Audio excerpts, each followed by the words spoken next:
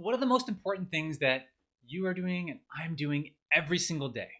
Making decisions. And when we think about our loved one and how decisions are being made, who's making those decisions? So I want to share with you tip number 3 from the 12 top secret independence tips guide. They've all come in from parents and what's working to help their loved one gain their independence. So if you haven't got this yet, go ahead and click the link below this video, get your copy. And we're going to dive into tip number 3 today. So tip number 3 is really all about support decision making. Okay, so I want to share with you the response that came in from Florence B, who's a mother. She said, the thing that's increased my son's independence the most is asking what he wants to do, right? So do you ask your loved one what they want, or are you in this habit or pattern of making decisions for your loved one, right? So learning to make decisions is really essential for independence, whether it's ordering from the menu, deciding what we're gonna wear, how our room is set up, what we're gonna do today, and the list goes on and on and on, right?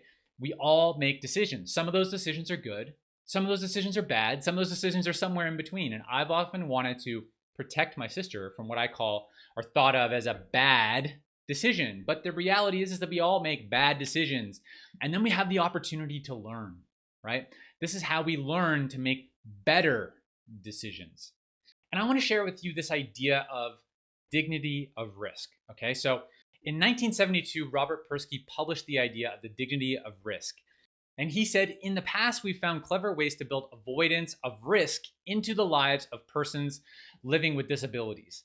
Now we must work equally hard to find the proper amount of risk these people have the right to take. We have learned that there can be healthy development in risk taking, and there can be crippling indignity in safety, end quote. Okay, so how often are we wrapping our loved one in a safety blanket and protecting them from any risk?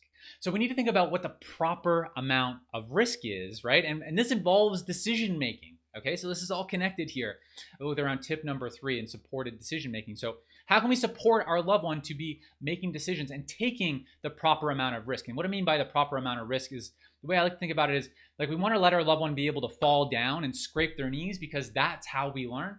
But too much risk would be falling down and not being able to get back up, right? That's too much risk. So we want to be able to get up, brush ourselves off, and continue along the path. So it's about taking small steps, the right amount of risk, and supporting our loved one to be making decisions. Are we making the decisions, or can we let our loved one be making more decisions or support them to make the decision? All right, so that's tip number 3 from the 12 top secret independence tips guide. Again, all these have come in from parents. If you found this tip helpful, there's 11 more tips you're going to find really helpful. So go ahead, click the link below, get your copy of the guide. I'm Eric Gall. Together, let's take a small step forward.